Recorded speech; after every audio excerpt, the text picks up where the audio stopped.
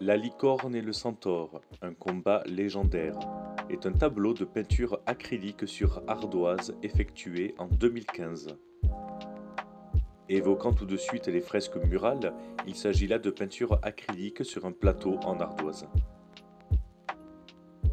La peinture s'appelle La licorne et le centaure, avec le sous-titre Un combat légendaire, qui est un sous-titre choisi pour évoquer ce qui pourrait être un récit mythologique. La peinture fait tout de suite penser aux fresques murales, comme celles par exemple découvertes en Crète, en Grèce ou encore au Mexique. Ces fresques utilisaient souvent des teintes naturelles et des motifs épurés pour exprimer des récits mythologiques ou symboliques. Le style minimaliste des figures renforce l'impression de récit archétypal, universel, comme une histoire ancienne gravée dans la mémoire collective. En Crète, les fresques minoennes, notamment celles retrouvées au palais de Knossos, sont des exemples remarquables de l'art de l'âge du bronze dans la région égéenne, environ 1700 à 1450 avant Jésus-Christ. Ces peintures murales étaient réalisées à la fresque, une technique où les pigments sont appliqués sur du plâtre humide pour que les couleurs pénètrent directement dans la surface, garantissant leur durabilité. Les thèmes des fresques minoennes reflètent la nature, la vie quotidienne et des éléments symboliques ou religieux. Parmi les fresques les plus célèbres, on retrouve la fresque des dauphins, qui représente des dauphins nageant dans un cadre marin, incarnant une connexion culturelle profonde avec la mer. D'autres fresques montrent des scènes de cérémonie, des animaux ou des figurines humaines dans des contextes festifs, mettant en valeur l'importance de la nature et des rituels dans la société minoenne. Ces œuvres démontrent également une grande maîtrise des techniques et un sens aigu de l'observation. Les détails délicats et l'utilisation harmonieuse des couleurs suggèrent un respect pour l'environnement naturel et une compréhension artistique avancée.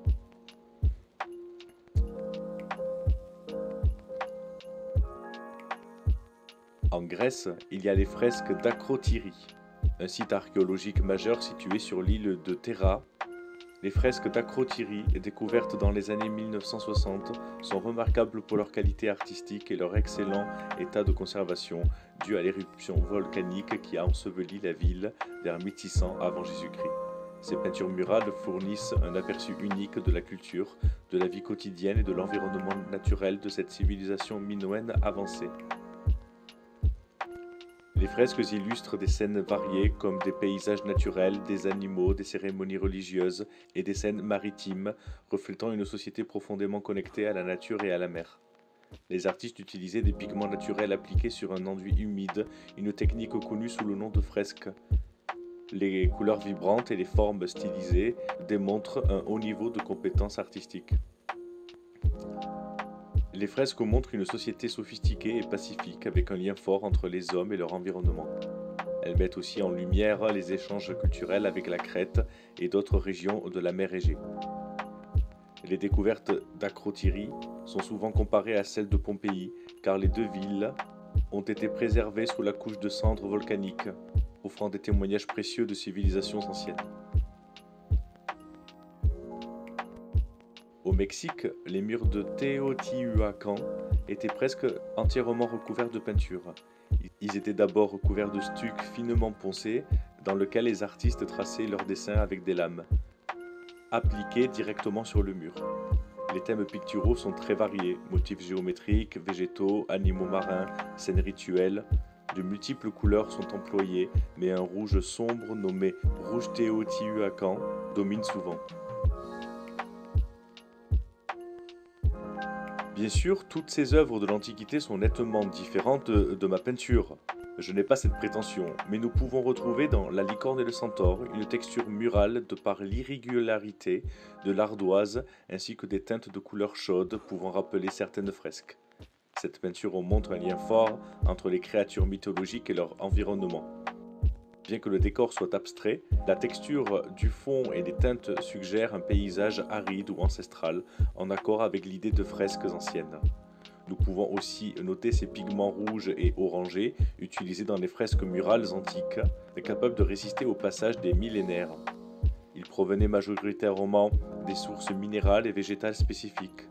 Pour l'eau rouge, le pigment provenait de sources minérales comme l'hématite, le cinabre et le minium provenant d'ocre naturel ou bien de sources organiques comme le lac de Garance, extraites de racines de plantes ou encore des colorants dérivés de bois ou plantes. Les fresques antiques combinent une préparation méticuleuse de pigments avec des techniques comme la fresque à la chaux, humide. Cela permet aux pigments minéraux comme le cinabre ou l'hématite de s'intégrer durablement dans le plâtre, offrant une grande résistance au temps.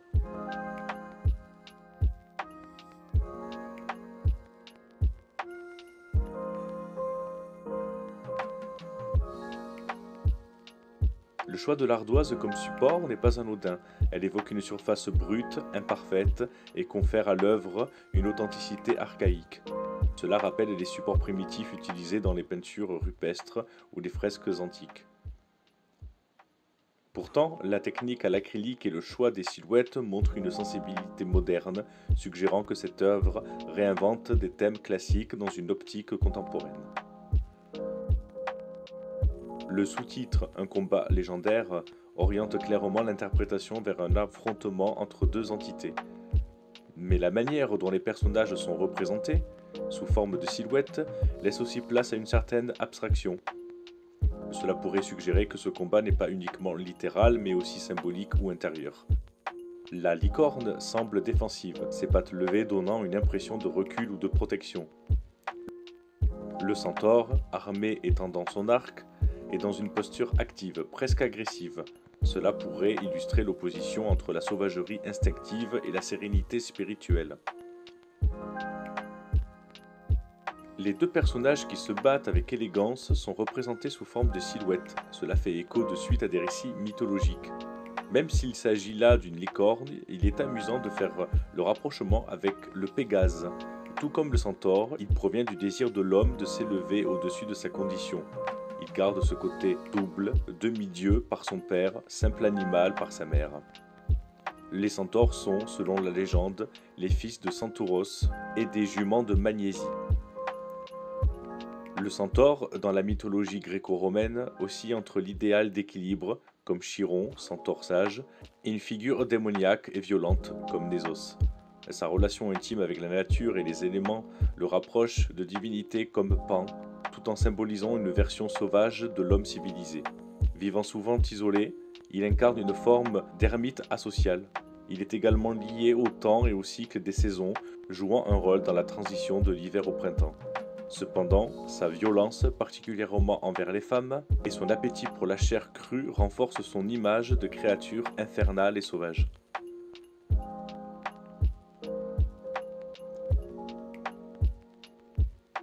Pégase est un animal divin issu de l'union du dieu Poséidon et de Méduse. C'est une créature composite qui associe le cheval et l'oiseau.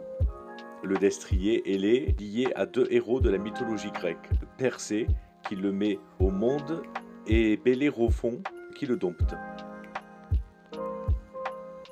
Il est également lié au dieu de l'Olympe, Zeus, qui lui a confié la garde de ses attributs, à savoir la foudre et le tonnerre. Les symboles rattachés au cheval ailé sont nombreux.